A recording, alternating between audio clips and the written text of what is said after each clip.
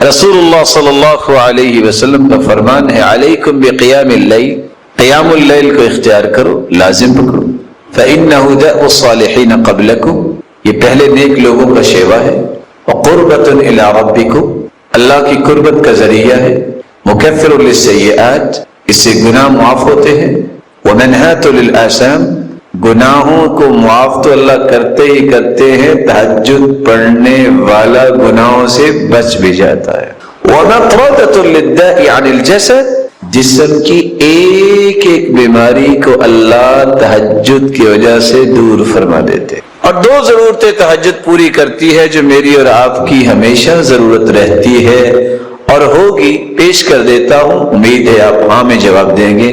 آپ میں سے کون کون میرا محترم اور مکرم بھائی ہے جو چاہتا ہے کہ میری شاپ، میری فیکٹری، میرا ڈیرا چلتا رہے؟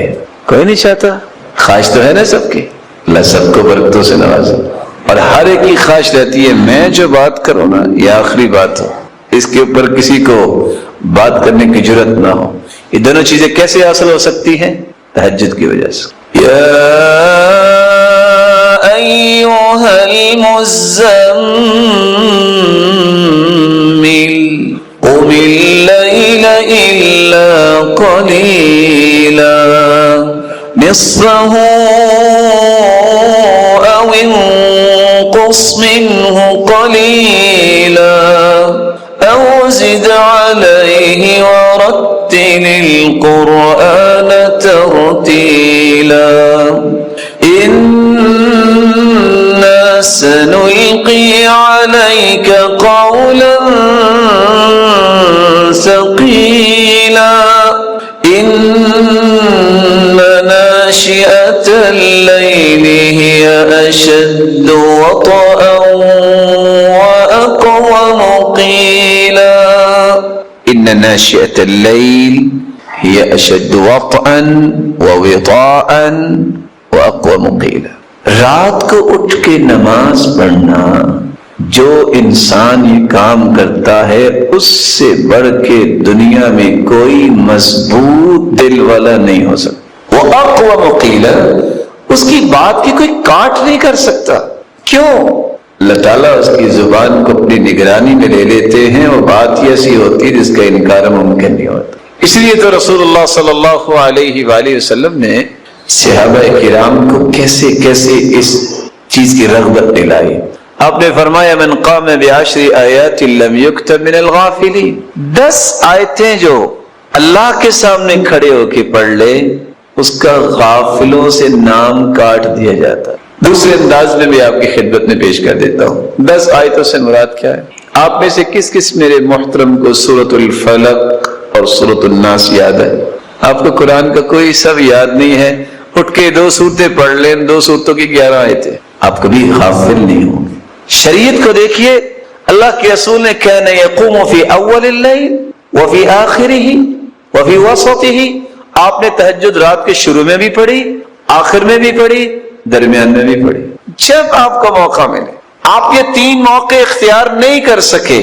من قام من صلی العشاء فی جماعہ کان کقیام نصف لیلہ، عشاء کی نماز با جماعت پڑھ کے سو جاؤ گے آدھی رات کی تہجد کا ثواب پھر بھی تمہیں اللہ مل جائے گا۔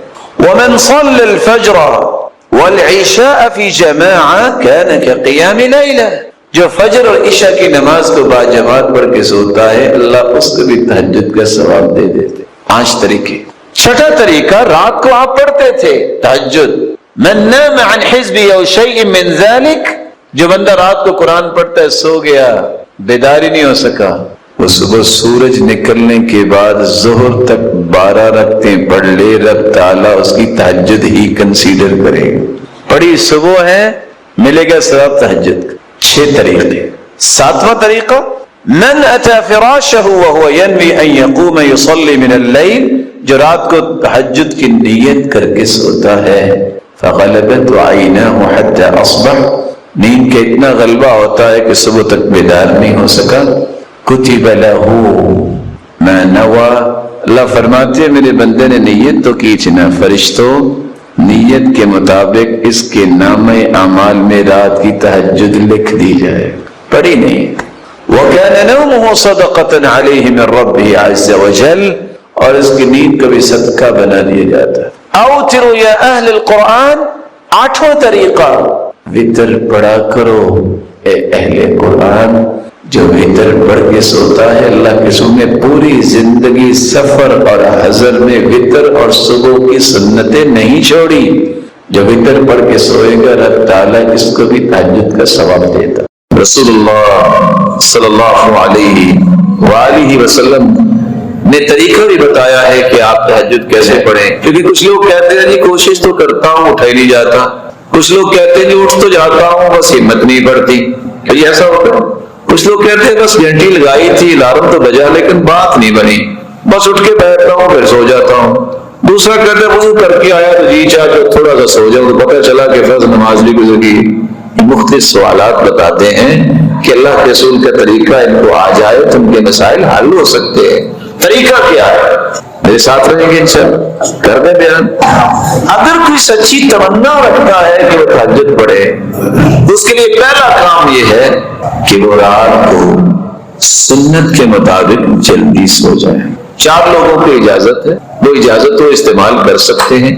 علم والے لیٹ ہو سکتے ہیں، اللہ کے رسول صلی اللہ علیہ وسلم کے صحابہ بھی سیکھتے تھے، اور امام احمد بن حنبل وہ رات ساری ایک دوسرے سے علمی مذاکرہ کرتے رہتے، اور سیدنا ابو ہریرہ رات کا ایک پورا حصہ صرف حدیثیں یاد کرنے میں گزارتے۔ اجازت امت کے لیے اگر آپ نے کچھ سوچ بنانی ہے کہ امت کیسے بلند ہو سکتی ہے تو آپ لیٹ ہو سکتے ہیں، کیونکہ اللہ کے رسول بھی اور سیدنا ابوبکر بھی آپس میں مشورہ کرتے رات لیٹ تک اور گئے تک یہ بات پہنچ گیا۔ جائز ہے اگر آپ کے پاس کوئی مہمان آ گیا ہے تو اس کی خاطر تواضع کرنے کے لیے آپ لیٹ ہو سکتے ہیں کہ وہ آیا ہے، پریشان نہ ہو، اس کو کھانا کھلا کے اس کو لٹا کے آپ بالتطیب خاطر المرأة۔ اور چوتھی اجازت یہ ہے کہ زوجین جو ہے وہ لیٹ ہو سکتے ہیں۔ اگر آپ کے پاس یہ عذر نہیں تو آپ کو اگر سنت سے پیار ہے تو آپ کو جلدی سونا چاہیے۔ یہ پہلا طریقہ ہے جس سے آپ تہجد کے لیے تیار ہو سکتے ہیں، اور اس کے ساتھ ہی دوسرا طریقہ ملا لیجئے جو شاید کہ آپ کے لیے نیا ہو۔ حدیث میں آتا ہے قیلوا فإن الشیطان لا تقیل، قیلولہ کیا کرو، شیطان قیلولہ نہیں کرتا۔ قیلولہ کیا ہوتا ہے؟ ظہر سے پہلے کچھ دیر اپنے آپ کو ریلیکس کرنا، ظہر کے بعد فیلولہ ہوتا ہے۔ اور آج کی سائنس بھی یہ بتاتی ہے کہ only 26 منٹ اگر آپ اپنے آپ کو لٹا لیں تو اس سے آپ تہجد کے لیے اپنے آپ کو تیار کر سکتے ہیں۔ دوسرا کام، آپ نے جب سونا ہے تو سونے سے پہلے آپ باوضو ہو کے سو جائیے۔ تیسرا کام، اذکار کر کے سو جائیے۔ چوتھا کام، نیت بھی کر کے سوئیے۔ نیت کر لیں گے، سوئے رہیں گے، تہجد پھر بھی لکھی جائے گی۔ آپ سوچ رہے ہوں گے کہ الارم کا نام ہی لیا، کیونکہ صحابہ کے دور میں موبائل نہیں تھے، ٹائم پیس نہیں تھے، ان کا یہاں سے الارم جو ہے نا وہ ان کو اٹھاتا تھا، دل کے اندر تھی۔ ہاں کوشش کر دیکھیں، الارم بھی لگا لیں، لیکن نیت کر کے سوئیے، دعا کر کے، یا اللہ یہ لذت مجھے بتا ہے۔ آپ سو گئے، رسول اللہ صلی اللہ علیہ وآلہ وسلم کی سنت کے مطابق آپ اگر ذکر کر کے سوئے ہیں سورۃ الملک ضرور پڑھیے، یہ قبر کے عذاب سے انسان کو بچاتا ہے۔ تو پہلا کام ہم نے کیا کہا؟ اکٹھے آگے چلے نا۔ پہلا کام کیا کرنا؟ دوسرا کام جی، تیسرا کام، چوتھا کام ذکر کر کے سونا ہے، اور پانچواں کام نیت کر کے سونا۔ آپ سو گئے، اگر اللہ نے آپ کی نیت کو پسند کر لیا کہ واقعتاً یہ مجھ سے ہم کلام ہونا چاہتا ہے، میرا مالک ضرور اٹھائے۔ دل کی جو کیفیت ہوتی ہے نا، فیصلے اس پہ ہوتے ہیں۔ آپ اٹھے ہیں، بہت سارے اٹھنے کے بعد بھی فیل ہو جاتے ہیں، شیطان نہیں ان کو اٹھنے دیتا۔ آپ صلی اللہ علیہ وسلم نے چھٹا ایک کام کیا ہے کہ جب آپ صلی اللہ علیہ وسلم اٹھتے تو عبداللہ بن عباس کہتے ہیں استيقظ النبی فجعل يمسح النوم عن وجهه بيده۔ غور کیجئے گا، جب آپ اٹھے ہیں تو اٹھ کے آپ بیٹھ جائیے، بھاگیے نہیں، دوڑیے نہیں، او کتنا ٹائم ہو گیا، یہ افراتفری دین میں نہیں ہے۔ بڑے آرام سے، تحمل سے، سکون سے، وقار سے. ہم کس کے لیے اٹھے ہیں؟ آپ اٹھ کے بیٹھیے. الحمدللہ الذی احیانا بعدما اماتنا والیہ النشور. الحمدللہ الذی رد علی روحی وعافانی فی جسدی واذن لی بذکری. دعائیں پڑھی ہیں اور اوپر سے آنکھیں بند ہوگی. آپ سنت کے مطابق کیا کریں؟ دونوں ہاتھوں سے 3 مرتبہ اپنے چہرے پہ لگائیں تاکہ نیند دور ہو جائے. ہم تو کیا کرتے ہیں نا، ٹائم دیکھو، وہ بڑا ٹائم پہ پھر سو. شکر کریں یہ ٹائم پہ اللہ نے آپ کو اٹھا دیا. تو چھٹا کام کیا کرنا ہے؟ اٹھتے وقت بھی آپ کو دعا پڑھنی چاہیے. اللہ تیری ہی تعریف ہے جس نے دوبارہ مجھے صحیح سلامت زندہ کر دیا. کیونکہ ہم رات سوتے ہوئے دعا پڑھتے ہیں اللہم بسمی کا. یہ نہیں کہتے ہم انام و استیقظ، میں اللہ کے نام پہ سوتا ہوں اٹھوں گا.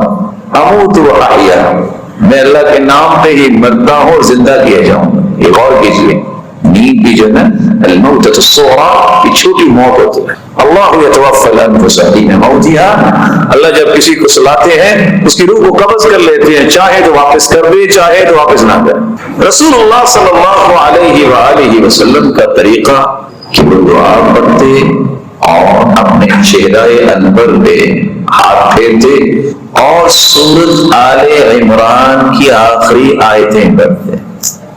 10 آیتیں سورۃ آل عمران کی وہ پڑھتے. 7واں کام رسول اللہ صلی اللہ علیہ وسلم آدھا کام رات کرتے وقت اور آدھا اٹھ کے کرتے. رات سوتے وقت کیا کرتے؟ سیدہ عائشہ مسواک تیار کر کے تکیے کے پاس رکھ دیتی. کان لا ینام الا والسواک عند رأسی، اللہ کے رسول کبھی بھی نہیں سوئے مسواک پہلے تیار پڑی ہوتی تھی. آج مسواک کی جگہ پہ ریموٹ پڑا ہوتا ہے، یا گلیکسی یا آئی فون پڑا ہوتا ہے، اور کب پڑا ہوتا ہے؟ فیس بک دیکھتے دیکھتے پتہ نہیں کب نیند آ گئی ہو اسی طرح پڑا. وہاں تہجدیں نہیں آتی، وہاں شیطانوں کا غلبہ ہوتا ہے. جنہوں نے اللہ کے قریب ہونا ہوتا ہے وہ اللہ کے رسول کی زندگی کو فالو کر رہے ہوتے ہیں. مسواک پڑھیے اور آپ اٹھتے ہی اپنے چہرے پہ ہاتھ پھیرنے کے بعد آیتیں پڑھنے کے بعد پہلا کام مسواک کرتے. نیند کی رہی صحیح کسر بھی نکل جاتی ہے. ختم نیند کہاں سے آئی کہاں گئی کچھ پتہ نہیں، اور تازہ ہوتا. مومن جو ہوتا ہے والذین اذا ذکروا بآیات ربہم لم یخروا علیہا صما وعمیا. رحمان کے بندے اندھے ہو کے نہیں گرتے، جو بھی کچھ کہتے سوچتے ہیں بات صحیح ہے، قرآن کے مطابق ہے، حدیث کے مطابق ہے، مان لیتے ہیں. صما وعمیانا، اندھے اور بولے ہو کے نہیں گرتے.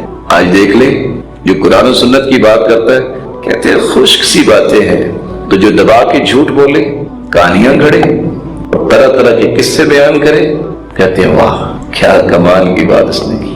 اور کیسی بات کرتے ہیں، ہو سکتا ہے آپ کو سمجھ آ جائے، مجھے تو سمجھ نہیں آتی. ایک مولانا صاحب کہہ رہے تھے جو بدعت میں آج بھی معروف، بچے بال کھیل رہے تھے کہ جمپ لگانا ہے، بچے ہیں جمپ لگا سکتے. وہاں مولانا رومی صاحب بھی آ گئے، وہ بھی جمپ لگانے لگے. بچوں نے کہا کہ تمہاری اللہ کے رسول سے بڑی محبت ہے، تم ذرا اونچا جمپ لگا کے دکھاؤ. نے کہا اچھا. ایسا جمپ لگایا نظروں سے غائب ہو. میں نے اس سے پہلے کہا آپ کو شاید سمجھ آ جائے، مجھے ویسے سمجھ نہیں آیا. ایسا جمپ لگایا نظروں سے اوجھل ہو. بچے دوڑ کے بھاگ گئے. ماں کو اطلاع دی بیٹے آپ جمپ لگا بیٹھے ہیں، زیادہ شاید کوئی بٹن دب گیا، زیادہ ہی اونچے چلیں گے. واپس آئے تو وہ ہنس رہے تھے. کہ بیٹا کدھر گئے تھے؟ کہتے بس ماں بچوں نے کہا تھا کہ جمپ لگانا ہے اور آپ کی اللہ کی رسول سے محبت بڑی ہے. جمپ لگایا، پہلا آسمان پیچھے رہے گا، میں آگے چلا گیا. لوگ کیا کہتے ہیں واہ کیا کمال ہے. کیا کسی شخص کی عقل ٹھیک ہو وہ ایسا سوچ سکتا ہے؟ ایسا سوچ سکتا ہے؟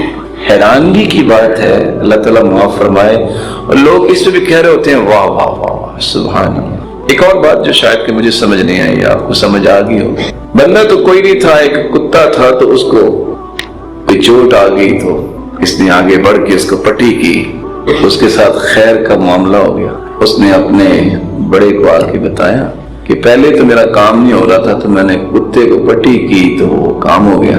تو حضرت صاحب نے منہ پھیر کے کہا اپنے بڑے اور پیر کے بارے میں کہہ رہا ہے، تو دیکھا وہ پٹی تو اس کے منہ پہ لگی ہوئی تھی. کہا وہ جانتے وہ تو میں ہی تھا. اس قدر احمق انسان کہ جس کو سمجھ رہا ہے وہ میرا بڑا ہے اس کو کتا ثابت کر رہا ہے. اور لوگ کیا کہہ رہے ہیں؟ سبحان اللہ. یہ چرسی قوم جو ہے ان کی حالت ایسی ہوتی ہے، پتہ ہی کچھ نہیں کہ کیا کوئی کہہ رہا ہے اور کیا بیان ہو رہا ہے. اللہ تعالیٰ چرسی قوم سے محفوظ فرمائے.